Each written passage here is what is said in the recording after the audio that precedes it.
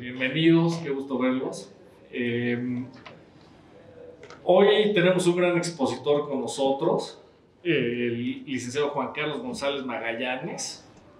A manera de presentación, pues bueno, él es abogado egresado de la Universidad Panamericana, tiene 2 posgrados de la Universidad Panamericana en materia mercantil y en materia de amparo, y además es maestro en Derecho de Empresa por la Universidad Panamericana, además de también tener un posgrado en la Universidad de Salamanca en España. Juan Carlos es abogado litigante en Pemex, en el cual pues bueno ha defendido diversos casos de contratos complejos, o diría yo complejísimos, como este de ingeniería, procura y construcción, en el cual pues es bastante, se presentan diversos factores, y pues ahora sí que quién mejor que Juan Carlos para aclararnos dudas y para exponer y describir este contrato y su ejecución en la práctica. A mí me gustaría agradecer enormemente a Javier Díaz Noriega, quien tengo aquí a mi derecha, coordinador de la Comisión de Civil, desde luego al doctor Alberto Amor, coordinador de la Comisión de Derecho Empresarial, y al licenciado Sergio Oliva, coordinador de la Comisión de Obras, que pues bueno, ahora sí que sumamos esfuerzos para estar aquí y para llevar a cabo esta sesión. Y pues ahora sí que, si no tiene ningún comentario adicional, Juan Carlos, tienes el uso de la voz y pues adelante. Muchas gracias, Pablo. Muchas gracias a la Barra Mexicana de Abogados y a todas las comisiones. Para mí es un privilegio estar aquí y pues vamos a ver, espero ser claro en la exposición. Por favor, si tienen duda, hay que hacerla constructiva.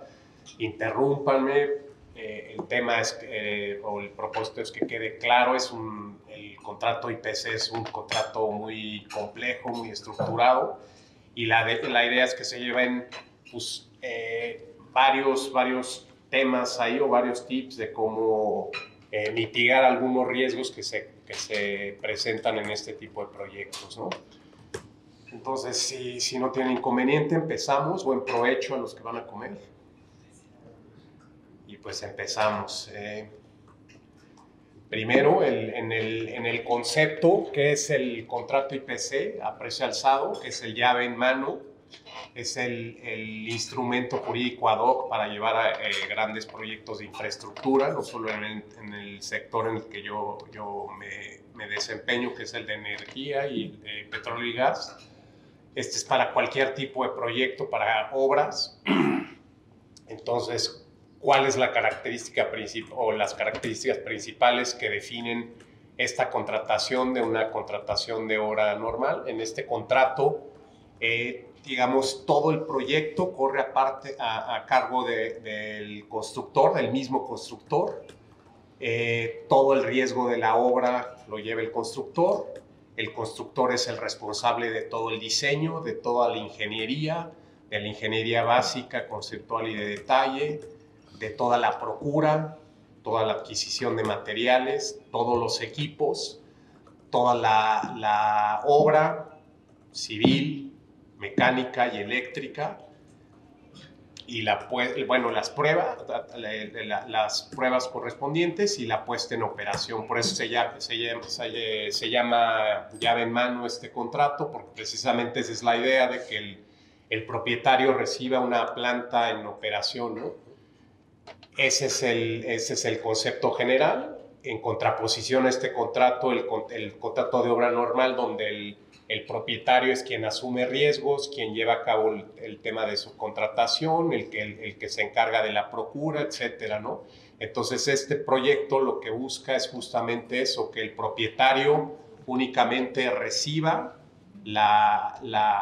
digamos, la instalación industrial en operación, y todo lo demás queda con el constructor, ¿no? A nivel internacional está la Federación Internacional de Ingenieros Consultores, FIDI, que es la que maneja, digamos, los modelos estándar de contratos. Están replicados. Esta federación se fundó desde 1913, me parece, y lleva toda la vida con estos modelos de contratación. Estos los van a ver a nivel internacional en todos, y en México se replica tanto en el contrato de obra a precio alzado en ámbito privado como en la contratación bajo ley de obras públicas, en la parte general. Aquí están, digamos, es un contrato nominado, el precio alzado es un contrato nominado en el Código Civil, es el 2616 y el 2617. Bueno, los que nos dan las notas características de este modelo de contratación. En esos contratos está estipulado que el empresario es quien dirige la obra, quien pone los materiales, quien lleva todo el riesgo a cargo de la construcción, y que el precio es a un ajuste cerrado, ¿no? Y a pagarse contra la entrega. En la ley de obras públicas también el modelo de precio alzado es remuneración a pago total fijo y se liquida contra trabajos totalmente terminados y ejecutados durante el plazo establecido. En esencia es lo mismo, y cuando hay controversias, básicamente va a ser muy similar, van a ser obligaciones civiles, latu sensu, las que van a privar en la controversia, ¿no? Los 4 factores claves que interactúan en este tipo de contratación es la capacidad técnica, la capacidad económica, el costo y el tiempo. En las siguientes láminas vamos a ver cómo interactúan estos 4 conceptos, que son fundamentales, ¿no? Todo proyecto tiene que tener una viabilidad técnica, económica y financiera, y el proyecto debe estar definido en tiempo, espacio e importe, ¿no? Esto es importante, las 4 características, los 4 factores que interactúan en el desarrollo del proyecto, y lo vamos a ver más adelante. Este es un riesgo, bueno, ahorita voy a hablar de uno de los principales riesgos que se presenta en este tipo de proyectos, que es el tema de la oportunidad de los permisos. Normalmente en este tipo de contratos devienen, por la propia naturaleza del proyecto, varios tipos de permiso, ¿no? Estos son solo algunos, y para determinados aquí digamos que es un traje a la medida, va a depender del tipo de proyecto que sea y el tipo de permisos que se requieran. La oportunidad en el permiso es un presupuesto clave y fundamental tanto para el inicio de obras como para los financiamientos, ¿no? Este tipo de proyectos normalmente tiene financiamiento muy alto, entonces es fundamental esto, y la sindicación de bancos que normalmente va a intervenir no va a dar el crédito hasta que ya estén otorgados los permisos. Por ejemplo, es muy común ver tanto temas de derechos de vía, servidumbres, obviamente compraventa de terrenos, etcétera, los permisos ambientales, el impacto social, ¿no? Las consultas, ya sabemos en presentes de la Corte que tienen que ser consultas previas, autónomas y bien informadas. Hay innumerables proyectos que se han frenado por el tema de consultas, sobre todo, por ejemplo, el trazo de ductos. Este factor social pues, contribuye mucho al que quede frustrado el proyecto, ¿no? Y ya no se diga también de autorizaciones de reguladores. Aquí, por ejemplo, pues es muy común la Comisión Reguladora de Energía, Comisión Nacional del Agua, la CEA, Comisión Federal de Competencia Económica, la Secretaría de Marina para temas portuarios. O sea, esto va a ser muy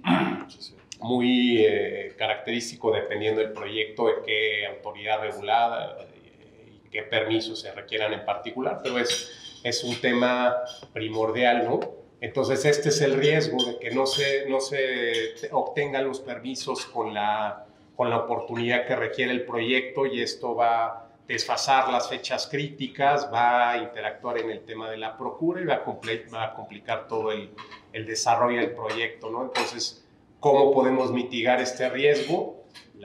Bajo mi opinión personal, la mitigación de este riesgo se podría hacer con una condición suspensiva. Ya sabemos que la condición suspensiva pues o la obligación condicionada es el acontecimiento futuro incierto que se puede dar en cierto tiempo o no. Aquí, una vez que se cumplan, la condición sería justamente el otorgamiento de los permisos, el otorgamiento por parte del regulador, etcétera. Una vez que ya tengamos todo ese presupuesto cumplido, ya podría iniciar tanto la obra en sí, las fechas críticas, como el inicio del financiamiento del proyecto, ¿no? Y cómo lo podemos instrumentar esto, puede ser en el mismo contrato de obra o puede ser en un contrato preparatorio. Tenemos las dos opciones. Yo creo que es más recomendable como contrato preparatorio. ¿Por qué? Porque normalmente este tipo de cuestiones muchas veces lo llevan a cabo empresas especializadas, ya sea en la negociación de los derechos de vía, en la obtención de los permisos, etcétera. Obviamente coadyuva el propietario y el constructor, pero a lo mejor lo más sano es en un contrato preparatorio, pero puede hacerse también desde el contrato principal y con la condición, ¿no? Ese es un tema relevante y que puede salvaguardar la viabilidad del proyecto. Luego, en el constructor, la figura del constructor, que es, yo creo que obviamente pues muy relevante porque es donde recae todo el riesgo de la obra. El constructor normalmente es un consorcio. ¿Qué quiere decir como un consorcio? Pues son varias empresas independientes, integradas, todas conservan la autonomía, la personalidad jurídica, etcétera, y celebran un convenio de asociación conjunta. En el convenio de asociación conjunta normalmente establecen cuál va a ser el rol que va a llevar cada una de las empresas. Por ejemplo, una empresa lleva la capacidad técnica o la experiencia técnica, otra empresa, por ejemplo, es la especialista en la obra eléctrica, etcétera, ¿no? En ese convenio de asociación conjunta, algunos de los riesgos que se presentan es, primero, la solución de controversias. Normalmente trae cláusula arbitral. Aquí lo que se recomienda es que tengan cláusulas de salida o de sustitución de algún miembro del consorcio que sea ágil. Muchas veces durante el desarrollo del proyecto, alguna de las empresas cae en insolvencia, tiene problemas particulares y complica todo el desarrollo, ¿no? El consorcio normalmente, frente al consorcio constructor, pues es una mancomunidad y tiene una solidaridad pasiva frente al propietario, ¿no? O sea, tiene que responder cada uno por sí por el cumplimiento total de las obligaciones del IPC. Entonces tiene un gran riesgo. Luego, lo que mencionábamos de los factores, la reconocida capacidad técnica y también la capacidad económica, ¿no? La capacidad técnica, pues, tiene que ser especialista en el proyecto, en la construcción, y tiene que ser una empresa de reconocida solvencia. ¿Cómo lo podemos constatar? Pues, por ejemplo, la SEC en Estados Unidos, la Bolsa Mexicana de Valores en el informe anual, en la F20, uno de los puntos que tienen que precisar son todas las contingencias económicas. Ahorita con los medios electrónicos es muy fácil. Por ejemplo, una constructora ACS, la Slim, etcétera, uno tiene facilidad para conocer en qué proyectos están trabajando y cuál es el resultado del proyecto, ¿no? Normalmente se pide para acreditar la capacidad técnica 2 o 3 proyectos análogos al de la obra en cuestión y que hayan resultado adecuadamente el proyecto encomendado, ¿no? La capacidad económica es fundamental también. Muchas veces de estos proyectos tienen un apalancamiento muy estricto. Por ejemplo, van a trabajar con el 20% solamente pagado por el constructor y el 80% restante va a estar sujeto a financiamiento, ¿no? Entonces el constructor tiene que tener una planificación muy precisa y adecuada, porque va a tener todo el riesgo que conlleva la procura, la obra, los inconvenientes que se puedan derivar del desarrollo del proyecto, y tiene que tener una previsibilidad muy exacta porque pues, el costo financiero es altísimo, ¿no? Y aquí, pues, entre menor plazo, pues el costo a lo mejor es menos, el costo de financiamiento, pero pues lleva bastante complejidad, ¿no? Otro tema, bueno, el riesgo es todo el diseño, volvemos otra vez las ingenierías, toda la obra civil, mecánica y eléctrica, toda la procura, la adquisición de todos los equipos, de todos los materiales. Muchas veces aquí tiene que realizar la importación el mismo constructor, entonces es muy complicado. Un tema que deviene mucho en el tema del constructor es, por ejemplo, el acta de entrega-recepción, ¿no? Normalmente el acta de entrega-recepción uno lo conceptualiza como que ya concluí los trabajos, entrego, me reciben y ya quedé liberado de la obligación. Eso no es así en los contratos IPC. Normalmente el acta de entrega-recepción es una entrega y recepción física nada más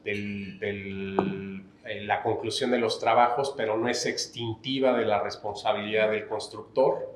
Esto va a derivar después. Entonces, esto normalmente en el tipo, por ejemplo, en controversias y en arbitrajes, esto es muy defendido por los constructores y la expectativa de éxito no es satisfactoria justamente por eso, ¿no? Estos contratos, cuando ustedes no sé si han tenido oportunidad de verlos, pero son reiteradamente, por ejemplo, el tema de no liberación de responsabilidad está estipulado en 5 o 6 cláusulas, reiterado de forma constante durante todo el contrato, y es muy congruente y muy consistente ese tema.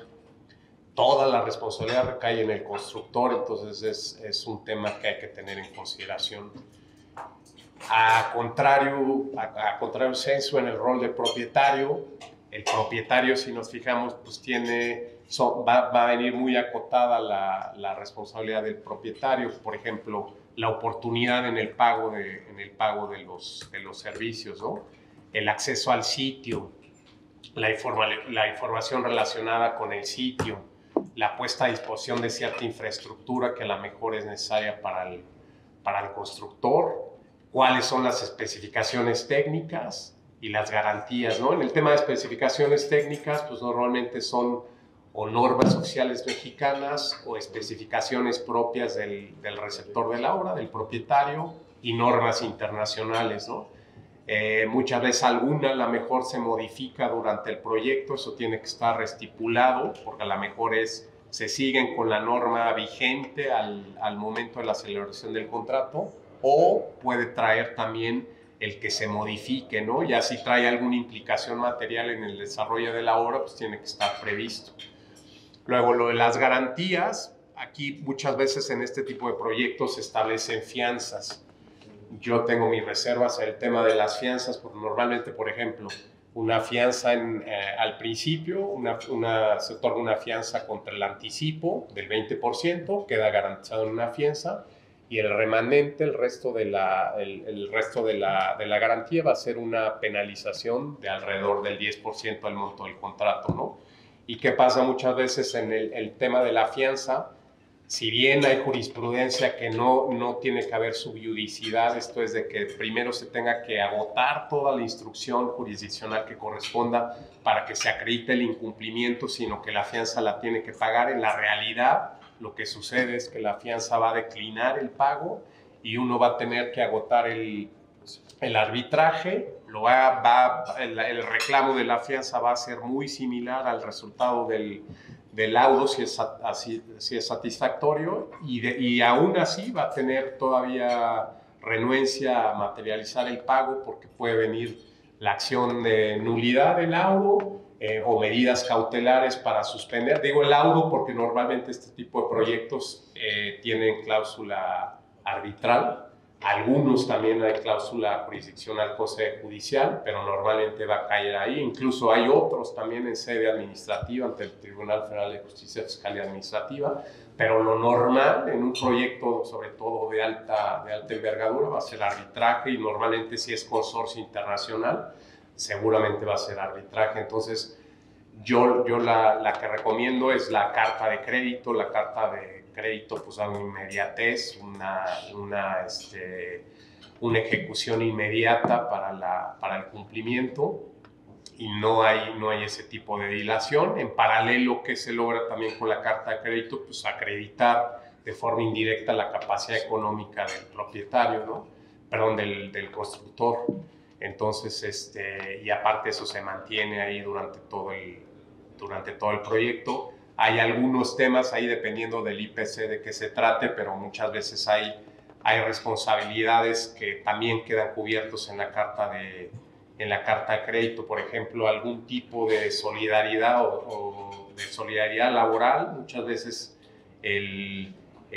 algún trabajador del constructor demanda al propietario laboralmente. Eso puede quedar cubierto en una carta de crédito. En una fianza no va a quedar cubierto. Un tema, por ejemplo, un tema de un derrame ambiental, por citar un ejemplo, eso también quedaría cubierto desde la perspectiva del propietario con la carta de crédito, no así con una fianza, ¿no?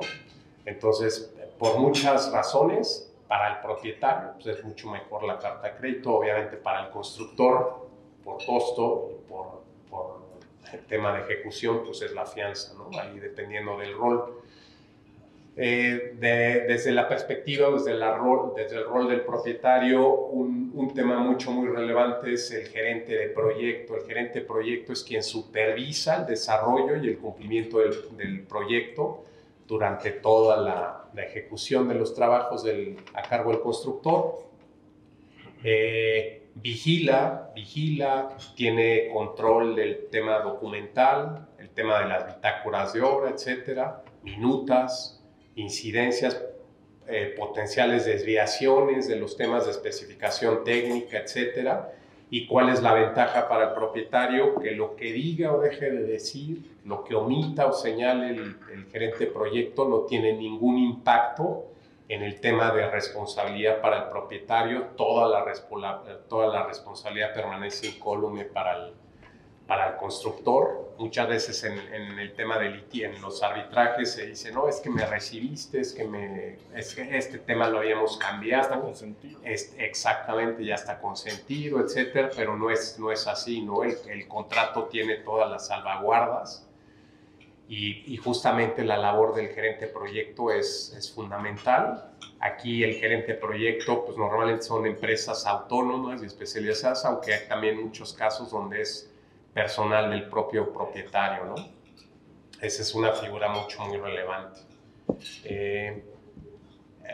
Tres temas también relevantes en el IPC. El IPC es un contrato formal. ¿Qué quiere decir esto? Pues en términos del Código Civil Federal, si es un contrato formal y se requiere por escrito, cualquier modificación tiene que venir firmada. Esto también es muy común y muy recurrente en los temas de controversia de los IPCs, porque se pueden presumir ahí algún tipo de variación, por ejemplo, alguna minuta, etcétera, pero mientras no esté firmado, no va a tener un efecto y un alcance de novación o hacer nugatoria alguna obligación a cargo del propietario, ¿no? Entonces, este es un tema muy relevante.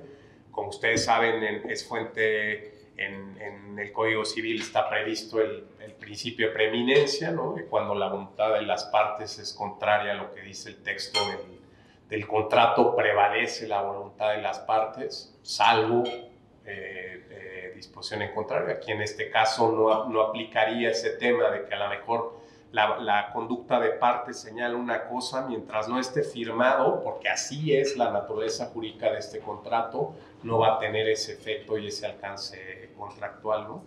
Donde a lo mejor pudiera vislumbrarse alguna modificación, eso es en algún tema de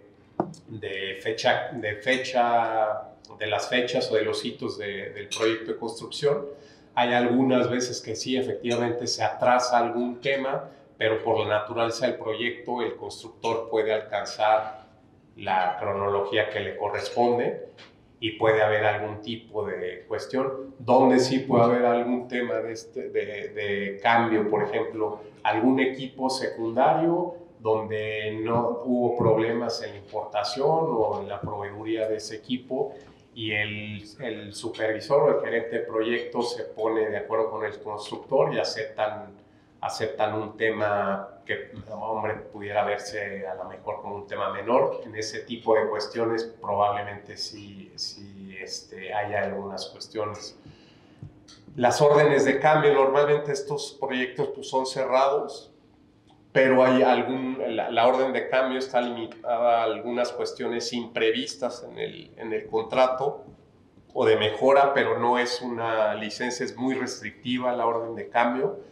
Está sujeta obviamente a que haga una justificación técnica el constructor y pues puede tener un impacto en tiempo, ¿no? Otra vez volvemos a lo de los factores, al tema de capacidad, bueno, no en ese tema, pero sí en el tema de costo y tiempo, ¿no?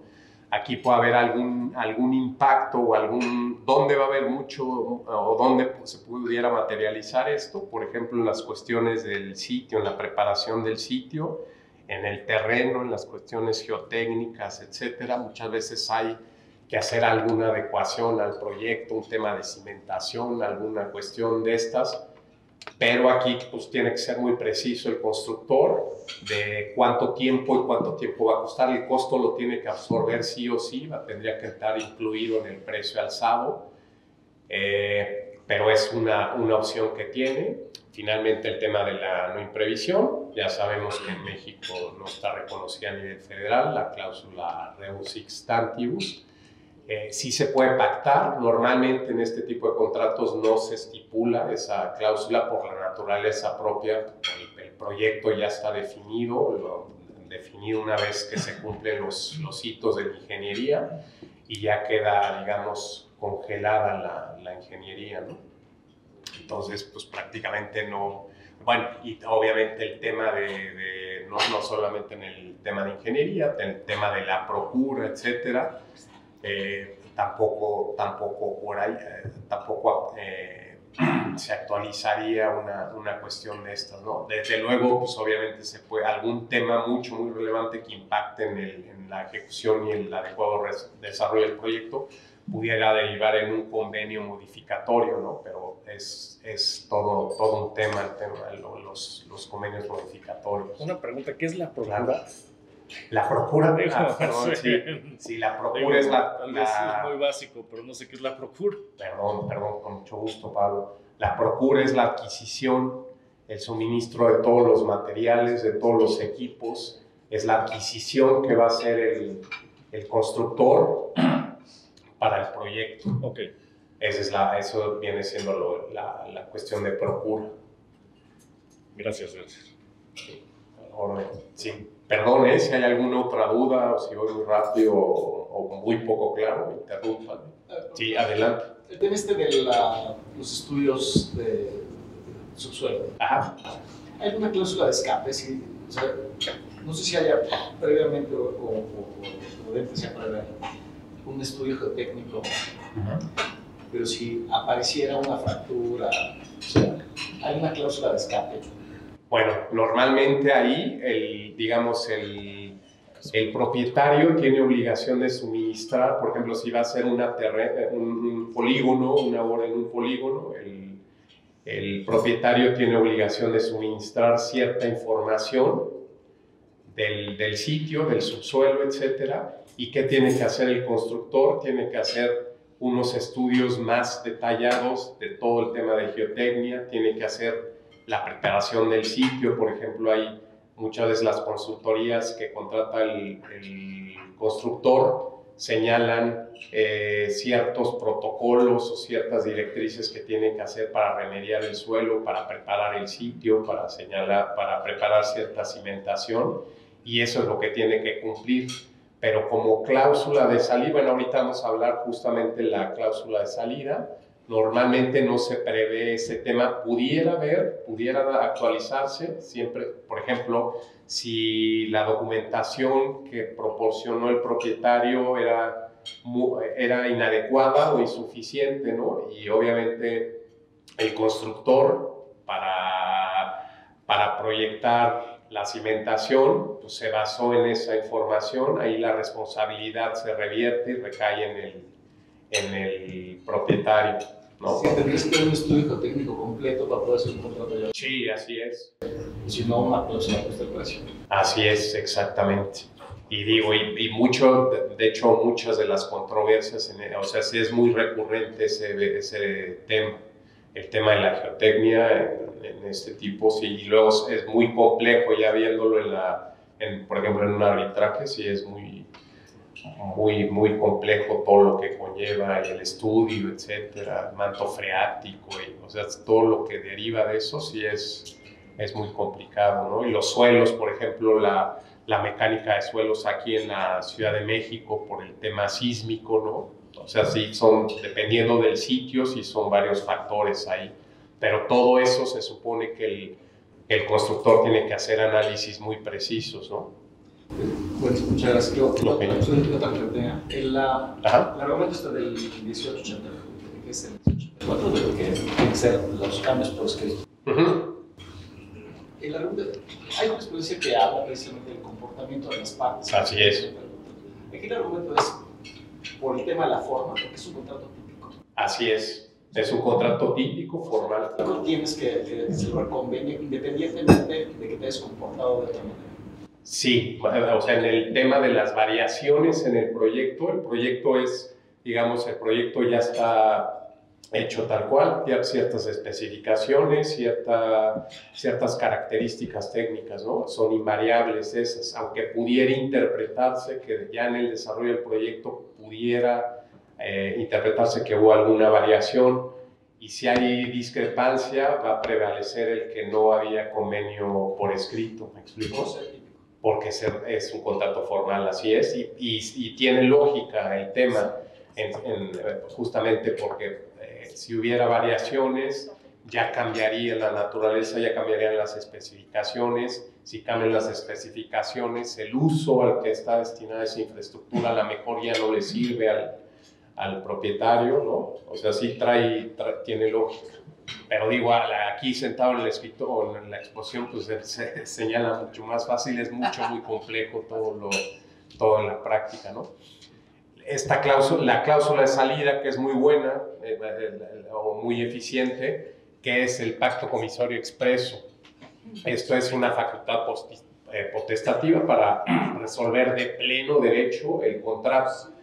Y opera es un sinalagma equilibrado, tanto para el propietario, para el constructor. Está reconocido ya por la Corte que no es contrario al tema de que la validez y el cumplir el contrato pueda depender de una de las partes. No es así. En este caso, por ejemplo, si hubo un atraso en el pago del propietario al constructor y eso incidió en un tema en un tema de procura, etcétera, y ya le trae un problema financiero al constructor, pudiera estar prevista como una de las causales ese incumplimiento material y derivado de eso ejerce el pacto comisorio. Ahora, ¿cómo se estipula en la práctica esto? Es normalmente, por ejemplo, en este supuesto que estoy ejemplificando, el constructor le notifica al propietario que tiene la intención de resolver o de rescindir el contrato, ¿no? Da un plazo, normalmente son 10 días, por ejemplo, 10 días naturales o 10 días hábiles. El constructor a su vez se manifiesta, corren otros 10 días y determina si se va a resolver si se va a resolver el contrato, si se queda rescindido, y derivado de ese pacto comisorio expreso ya queda concluido el contrato.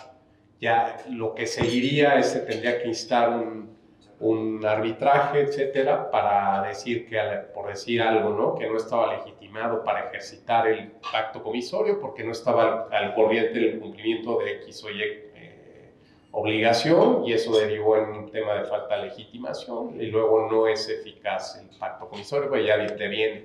Puede ser eso, puede ser en que deriven que se solvente la obligación, el incumplimiento, por ejemplo, una vez que le notificó el constructor, el propietario se pone al corriente de ese impago o de esa dilación en el pago y acuerda pues, asumir el costo financiero que haya derivado de ese tema, ¿no? Y queda solventada la obligación y no se resuelva. Puede derivar en un convenio modificatorio, o sea, puede derivar en algún tipo de mediación, etcétera, ¿no? Bueno, pero la casuística puede ser diversa, pero este método del pacto comisario expreso es sumamente eficiente, sumamente eficaz, y aparte es sinalagmático, es tanto para el propietario como para el constructor, ¿no? Entonces es la cláusula de salida y la van a ver mucho, bueno, va a ser muy recurrente verlo en este tipo de contratos, ¿no? El contrato, este contrato para mí es el mejor, voy a hablarlo conceptualmente de en qué consiste. El contrato es construir, poseer, operar y transferir, ¿no? Normalmente aquí cómo deviene este proyecto. Viene en una primera etapa, viene un contrato IPC normal, un contrato de ingeniería, procura y construcción. El constructor tiene todo el riesgo de la obra, lo que ya mencionamos, ¿no? Después, una vez concluida la obra, porque normalmente es un proyecto de infraestructura, el constructor, el consorcio, va a ver quién le dé el servicio de operación y mantenimiento, ¿no? Durante 15 años o dependiendo del plazo, puede ser más, 20, 30, dependiendo del tipo de proyecto. Y después, al concluir, hay una transferencia. Y puse, por ejemplo, un barco y, por ejemplo, ahorita, después del tema de la invasión de Rusia a Ucrania, por ejemplo, un tema, ¿no? Alemania dependía totalmente del gas ruso y lo tenía, digamos, derivada o lo suministraba Rusia por gasoducto, ¿no? ¿Qué hizo Alemania después de la invasión? Empezó a construir terminales de gas, ¿no? Terminales de gas, Sí. exactamente, Bueno. mediante un buque tanque flotante, que es el que está en el ejemplo. Este es un puerto normal, es parecido, es similar, es un buque tanque, y ahí sirve para almacenar el gas y para convertir el gas natural en gas licuado de petróleo. Y eso es lo que empezó a construir Alemania, incluso lo hizo en tiempo récord, prácticamente en un año, y tiene previsto construir 5 y luego ya construir terminales de almacenamiento, y va a pasar de ser un importador neto a ser un exportador de gas. Como Alemania tiene salida al mar, va a aprovechar esa situación geográfica y, por ejemplo, tiene previsto suministrar gas a países como la República Checa, Austria, Hungría, ¿no? Derivado de esa misma situación, ese es un tema que, perdón, omití señalar al principio, los cambios geopolíticos en este tipo de proyectos pues detonan cambios como ese, justamente en el de Alemania, ¿no? De la noche a la mañana cambió de ser importador nato, ahora está proyectando el que va a ser un exportador, ¿no? De hecho, Alemania es el mercado de gas suministrado por ducto antes de la invasión de Rusia, más grande del mundo. El segundo mercado de importación por ducto es México, por Estados Unidos. México era el principal destino del gas americano, de la cuenca pérmica.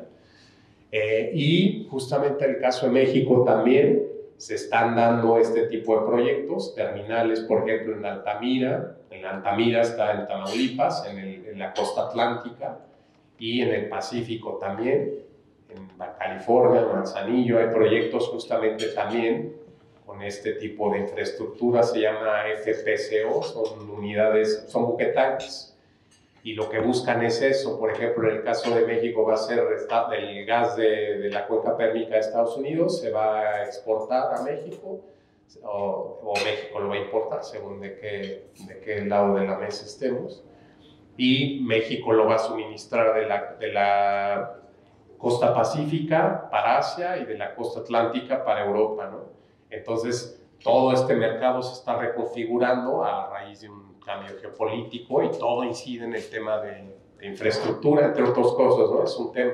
Y justamente se da en este tipo de proyectos, en el BUT, construir, poseer, operar y transferir, ¿no? Aquí normalmente, ¿qué pasa? Pues por ejemplo, quien hace el buque, pues es una empresa especializada, es un astillero en hacer un buque precisamente para almacenar gas.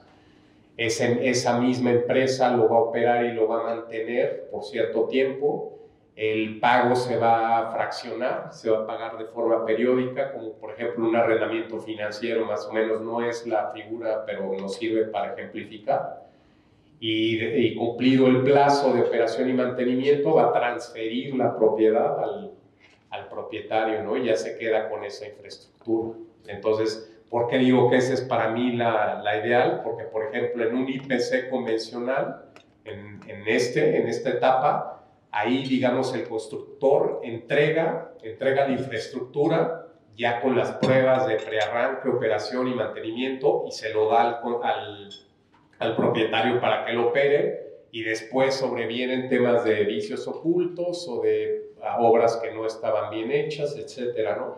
Y ahí, obviamente hay garantías, etcétera, pero ya se queda el propietario con ese problema y a lo mejor no tiene el uso de la infraestructura. Aquí, ¿por qué no va a pasar eso? Porque el mismo constructor no solamente va a dar la operación y mantenimiento, sino que una vez concluida que le acepten la obra, va a recibir, va a empezar a hacer él la operación y el mantenimiento de esa infraestructura durante 15 o 20 años. Entonces, cualquier error de diseño, etcétera, lo va a tener que solventar. Y normalmente este tipo de proyectos, por ejemplo, es muy común en asociaciones público-privadas. Lo va a tener que corregir sí o sí, se tienen que poner de acuerdo, porque si rompieran la relación contractual, el quebranto para uno y para otro sería altísimo, ¿no? Incluso para la misma sindicación de bancos que esté financiando el proyecto también, ¿no? Normalmente este tipo de proyectos son muy financiables porque, por ejemplo, volviendo al buque tanque de regasificación, se proyecta que va a tener una operación constante durante cierto tiempo. Por ejemplo, lo que estábamos poniendo, el hipotético de que Alemania va a exportar el gas a Hungría, a la República Checa. Entonces, esa fuente de financiamiento, como tiene una operación, una previsibilidad durante cierto tiempo, eso va a servir para financiar el mismo proyecto y para que se vaya pagando esa infraestructura durante el lapso de tiempo, ¿no? Entonces, esa figura muchas veces mitiga el riesgo tanto para uno como para otro y pues se vuelven socios materiales, no formalmente, pero se vuelven socios, ¿no? Desde luego, como toda relación y toda interacción con sus temas, y puede haber ahí a lo mejor un arbitraje intermedio, una mediación, un convenio modificatorio, pero se van a tener que, o están obligados a ponerse de acuerdo, materialmente lo digo, desde luego no formalmente, porque tienen que tener cierta previsibilidad del proyecto, ¿no? Entonces, para mí este es el proyecto ideal. Y este proyecto muchas veces se usa también, por ejemplo, para redes de transmisión, para innumerables temas de infraestructura, ¿no? Y es muy, muy, muy bueno. Sí, claro. Perdón que interrumpa, me perdí un poquito al principio, pero ¿qué tanto se están utilizando los modelos FIDIC para este tipo de contratos hoy por hoy en el caso de Pemex? Pues sí, tú lo ves, haz de cuenta, llegas, tú tienes el contrato y ese modelo de contrato ya lleva varios años en Pemex, ¿no? Tú lo lees y vas a ver que es un libro amarillo, un libro plata, ¿no? O otro libro de FIDIC, pero trae la esencia, ¿no? del FIDIC. Y puede ser que ese contrato incluso sea, por ejemplo, antes de la reforma del 2013 y tengas un modelo de contrato en tema de obra pública como contrato administrativo, pero el contenido obligacional va a ser un tema FIDIC, ¿no? Así es. Gracias. ¿De qué? Y bueno, pues aquí un tema, una obra socialmente responsable con una ejecución segura y sostenible, genera un valor al propietario, al constructor, a la sindicación de bancos, a la comunidad, al país y al clima de acción, ¿no? Muchas gracias. Ese es como que más o menos una aproximación al contrato IPC. Varía, es un traje a la medida, depende del proyecto, pero esa es más o menos la aproximación que les quería decir y cuáles son algunos de los riesgos que se pueden mitigar, que se materializan, ¿no? Y lo ves en las controversias. Este es más o menos el contexto, no sé si hay dudas o